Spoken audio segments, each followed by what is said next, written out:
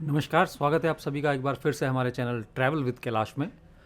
और जयपुर ट्रिप के इस दूसरे दिन आज हम अपने होटल से चलेंगे एक लोकल साइट सीइंग के लिए बिरला मंदिर, जिसमें हमारा पहला डेस्टिनेशन होगा। और उसके बाद में ऑन द वे हम हवा महल को देखते हुए उसी के पास में स्थित जंतर मंतर भी जाएंगे। मॉर्निंग का ब्रेकफास्ट होटल में करने के बाद हमारा शाम को यहीं लौट के आएंगे। दिन का लंच बाहर है ऑन द वे में कहीं साइट सीन करते हुए। और आज की जो आइटनरी है उसमें शाम का जो हमारा डेस्टिनेशन पॉइंट है वो है चौकीधानी जी। ये एक और थीम पार्क विलेज है। और ये डुग्गू माश्य चोखा पंजाब में फिर से चहलकदमी करते हुए, चूँकि होटल पैरामिसिस में ही है ये सब कुछ, कल आपको बताया था। और पहुंच गए हैं हम बिरला मंदिर जी, जयपुर में स्थित बिरला मंदिर, जिसे लक्ष्मी नारायण मंदिर भी कहते हैं। 1988 में निर्मित। इसके लिए ज़मीन मात्र 1 रुपये की टोकन राशि के रूप में दी गई। और मंदिर जो है अपनी वास्तुकला के लिए फेमस है। वाइट मार्बल से बना हुआ पूरा मंदिर, जो कि राजस्थान के ही मकराना ज़िले से लाया गया था। और मकराना फेमस है अपने मार्बल्स के लिए। मंदिर पैरामिसिस में एक बढ़िया गार्डन का निर्माण किया हुआ है। एक तरह से हरियाली युक्त ये पूरा पैरामिसिस है। एंट्री फ्री है, किसी तरह की कोई एंट्री चार्ज नहीं है। फोटोग्राफी वीडियोग्राफी मंदिर के अंदर परिसर के अंदर में वर्जित है। और चूँकि मार्बल की वास्तुकला से निर्मित है मंदिर, तो जूते चप्पल का प्रवेश वर्जित है मंदिर पैरामिसिस के अंदर, ताकि मार्बल पे किसी तरह के स्क्रैच ना पड़े। और ये मंदिर परिसर के बाहर ही एक छोटा सा लोकल हैंडीक्राफ्ट से सुसज्जित बाजार है। और बिरला मंदिर मोती डूंगरी किले के नीचे बना हुआ है, जो भगवान विष्णु का एक हिंदू मंदिर है। जयपुर के मुख्य आकर्षण स्थलों में बिरला मंदिर भी एक मंदिर है। बिरला मंदिर का निर्माण शुद्ध सफ़ेद मार्बल से आधुनिक कला को ध्यान में रखकर किया गया है। मंदिर में देवी देवताओं की मूर्ति को बेहतरीन रूप से सजाया गया है। और मंदिर के अंदर प्राचीन शिलालेख, हिंदू सिंबल और भित्ति चित्र भी आपको देखने को मिल सकते हैं। जिस जगह पर मंदिर का निर्माण किया गया है उस जगह को जयपुर के महाराजा द्वारा बिरला को मात्र 1 रुपये की राशि में दिया गया था। मंदिर में कुल 3 डोम हैं, जो धर्म के 3 रूपों का प्रतिनिधित्व करते हैं। मंदिर के सबसे महत्वपूर्ण भागों में लक्ष्मी नारायण की आकर्षक मूर्ति शामिल है, जो अखंड पत्थर से बनी हुई है। और मंदिर की दूसरी मूर्तियों में भगवान गणेश की मूर्ति भी शामिल है, जो कि एक पारदर्शी मूर्ति है। मंदिर का इंटीरियर पौराणिक चित्रों और बहुत से हिंदू देवताओं के चित्रों से किया गया है। बिरला मंदिर के परिसर में एक विशाल मार्बल है, जहां सभी ऐतिहासिक पौराणिक घटनाओं का उल्लेख किया गया है। बिरला मंदिर का बाहरी भाग भी मंदिर के आंतरिक भाग की तरह सुंदर है। मार्बल की सीढ़ियां बनी हुई हैं मुख्य मंदिर तक पहुंचने के लिए। मंदिर को एक म्यूजियम के नाम से भी जाना जाता है, जहां बिरला परिवार से जुड़ी सभी ऐतिहासिक वस्तुओं का प्रदर्शन किया गया है। मंदिर चारों तरफ से हरे वृक्ष से घिरा हुआ है और बहुत ही शांत जगह है। और यहाँ से चलकर हमारी अगली मंजिल आज की जो दूसरी है वो होगी जयपुर में स्थित अल्बर्ट हॉल म्यूज़ियम। इसका निर्माण महाराजा राम सिंह ने 6 फरवरी सन 1876 में ब्रिटेन के महाराजा एडवर्ड सप्तम प्रिंस ऑफ वेल्स के रूप में भारत आने के समय पर स्मृति चिन्ह के रूप में अल्बर्ट हॉल का निर्माण शुरू करवाया था। वर्तमान में इस भवन को संग्रहालय का रूप दे दिया गया है। भवन की वास्तुकला सर स्विस्टन जैकब द्वारा की गई है। भारतीय एवं अरबी शैली में बने इस भव्य महल में इस समय संग्रहालय संचालित किया जा रहा है। अल्बर्ट हॉल देश की एकमात्र ऐसी इमारत है जिसमें कई देशों की स्थापत्य शैली का समावेश देखने को मिलता है। इमारत के वास्तुकार कर्नल एस जैकब ने दुनिया के संग्रहालयों की जानकारी लेकर इसे बनाया था। भवन में प्रवेश करते ही एक हॉल है जिसमें जयपुर के राजाओं के चित्र व राजचित्र हैं। चारों तरफ भारतीय एवं विदेशी कला के नमूनों की प्रकृतियाँ एवं भित्ति चित्र यहाँ लगे हुए हैं। यह म्यूज़ियम तकरीबन 150 साल से भी अधिक पुराना है। संग्रहालय को निर्मित करने समय, संग्रहालय बनाने से इसका निर्माण नहीं किया गया था। यहाँ पर जाने के उपरांत आप विश्व के कई अलग अलग देशों से लाई हुई चीज़ों का संग्रह देख सकते हैं।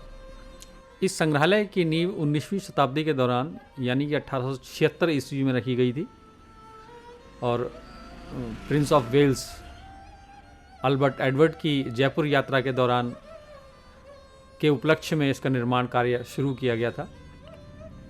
19वीं शताब्दी के अंत में महाराजा सवाई माधव सिंह द्वितीय के कहने पर इसे अस्थायी संग्रहालय के रूप में निर्माण कार्य करवाया गया और इसे अल्बर्ट हॉल संग्रहालय को Prince of Wales Albert Edward के नाम से भी जाना जाता है।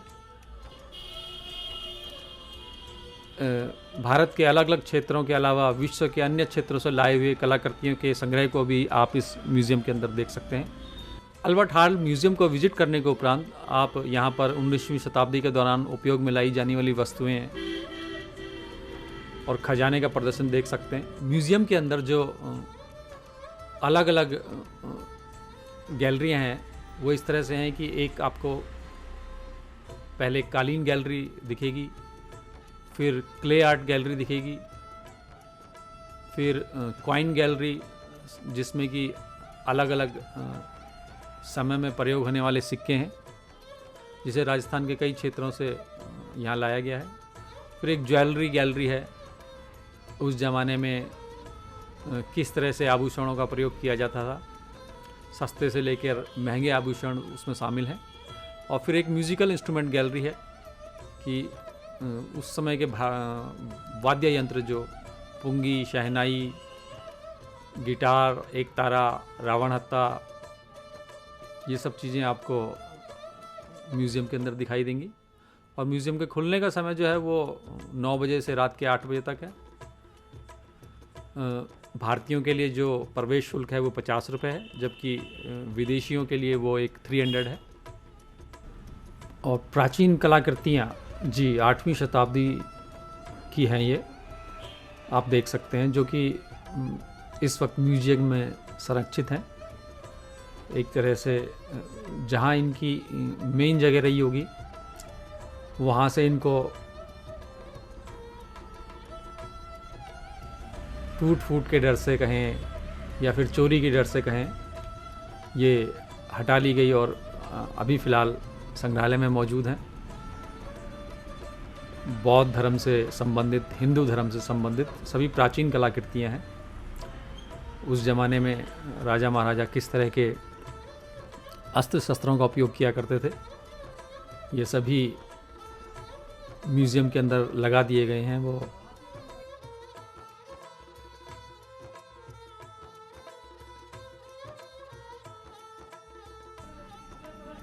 और ये एक मॉडल अल्बर्ट हॉल म्यूज़ियम का, जो कि संगमरमर से ही बनाया गया है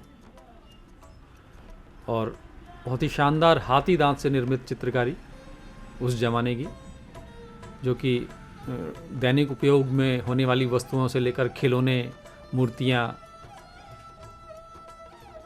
कलाकृतियाँ आप देख सकते हैं इनमें। और यहाँ से अब हम चल पड़े हैं अपने अगले डेस्टिनेशन पॉइंट जंतर मंतर के लिए। रास्ता छोटी चौपड़, बड़ी चौपड़ से होते हुए मुख्य बाज़ार है ये शहर का। आर्किटेक्चर आप देख सकते हैं गुलाबी नगरी वाला, क्योंकि एक ही रंग में रंगे हुए हैं सारे भवन, किसी दूसरे रंग की कोई अनुमति नहीं है। बहुत ही भीड़ भाड़ वाला बाज़ार है।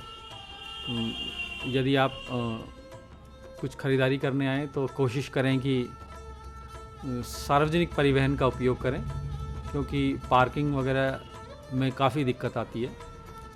ये जो गाड़ियाँ आप लगी देख रही हैं ये यहीं के व्यापारी और दुकानदारों की हैं। हाँ, कुछ एक इनके कस्टमर की भी आप कह सकते हैं।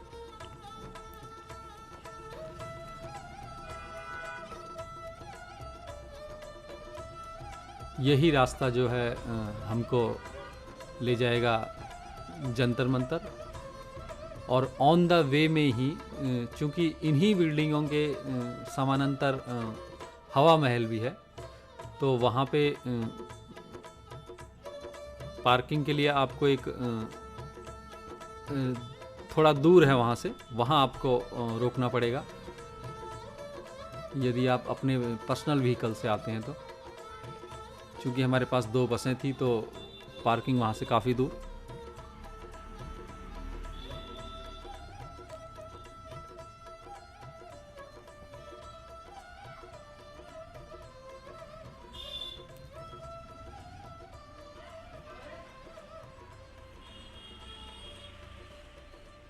जयपुरी सामान रजाइयों के लिए प्रसिद्ध, और ये चूँकि चलते चलते ही मैंने आपको कहा था हवा महल,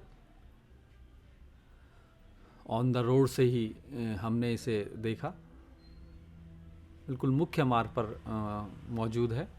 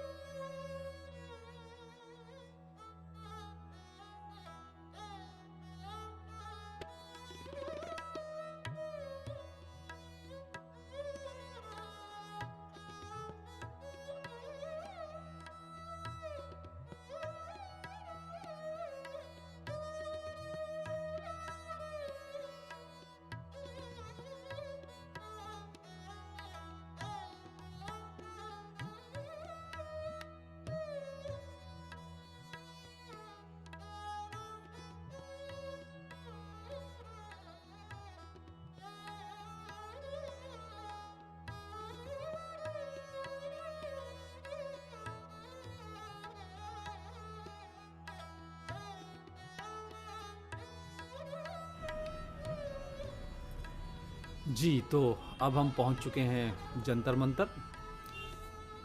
जयपुर में स्थित जंतर मंतर सवाई मानसिंह जी द्वारा बनाई गई एक ऑब्जर्वेटरी है, खगोलीय वेधशाला, और ये यूनेस्को की वर्ल्ड हेरिटेज साइट में भी शामिल है।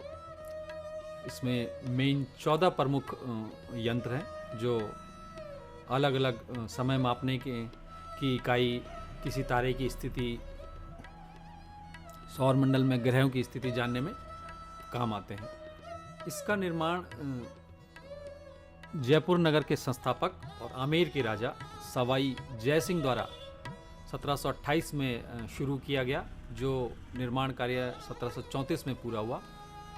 चूँकि सवाई जय सिंह खुद एक खगोल वैज्ञानिक भी थे, इनके बारे में जवाहरलाल नेहरू ने अपनी पुस्तक डिस्कवरी ऑफ इंडिया में भी एक लेख लिखा है। उनकी एक पुस्तक है भारत एक खोज। इस वेधशाला के निर्माण से पहले उन्होंने कई देशों में अपने सांस्कृतिक दूत भेजकर वहाँ के खगोल विज्ञान और महत्वपूर्ण ग्रंथों की पांडुलिपियाँ मंगवाई, और वो अपने पुस्तकालय में संरक्षित रखकर अध्ययन करके उनका अनुवाद कराया। महाराजा सवाई जय सिंह द्वितीय ने हिंदू खगोल शास्त्र के आधार पर देश भर में 5 वेधशालाओं का निर्माण कराया।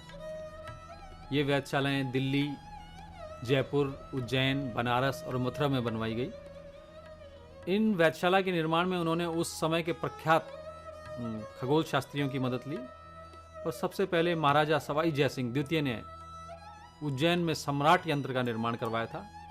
उसके बाद दिल्ली स्थित वेधशाला में जंतर मंतर और उसके 10 सालों बाद जयपुर में जंतर मंतर का निर्माण करवाया। देश की सभी 5 वेधशालाओं में जयपुर की वेधशाला सबसे बड़ी है। बाकी जंतर मंतर के आकार में तो विशाल है ही, शिल्प और यंत्रों की दृष्टि से भी इसका कोई मुकाबला नहीं है। उनके द्वारा बनाई गई 5 वेधशालाओं में आज केवल दिल्ली और जयपुर ही शेष बचे हैं। बाकी समझ लीजिए कि काल के गाल में समा गए। 1 अगस्त 2010 को यूनेस्को ने इसको वर्ल्ड हेरिटेज की सूची में शामिल किया और उसका सबसे बड़ा कारण ये है कि इतने वर्ष गुजर जाने के बाद कि वेधशाला के सभी प्राचीन यंत्र आज भी ठीक अवस्था में हैं। मौसम, स्थानीय समय, ग्रह नक्षत्रों, ग्रहण आदि खगोलीय घटनाओं की एकदम सटीक गणना आज भी की जा सकती है। 282 साल पहले लकड़ी, चूने पत्थर और धातु से निर्मित यंत्रों के माध्यम से आकाशीय घटनाओं के अध्ययन की भारतीय विद्या को अद्भुत मानते हुए इस स्मारक को विश्व धरोहर सूची में शामिल किया गया। यहाँ के यंत्रों में सम्राट यंत्र, जो एक विशाल सूर्य घड़ी है, जयप्रकाश यंत्र, राम यंत्र सर्वाधिक प्रसिद्ध है, जिनमें से सम्राट यंत्र सर्वाधिक ऊंचा, धरती से करीब 90 फुट है। पर्याप्त सटीक समय बताया जा सकता है। वर्ल्ड हेरिटेज सूची में शामिल जंतर मंतर राजस्थान का पहला और देश का 28वां स्मारक है। भरतपुर का पक्षी अभयारण्य यूनेस्को की सांस्कृतिक सूची में पहले से ही शामिल है। ये था हमारा जंतर मंतर का टूर और मिलते हैं आपसे अपनी अगले वीडियो में, जिसमें जयपुर में स्थित चोखी धानी एक थीम विलेज है, उसके बारे में बात करेंगे। वीडियो कैसा लगा कमेंट सेक्शन में ज़रूर बताएं।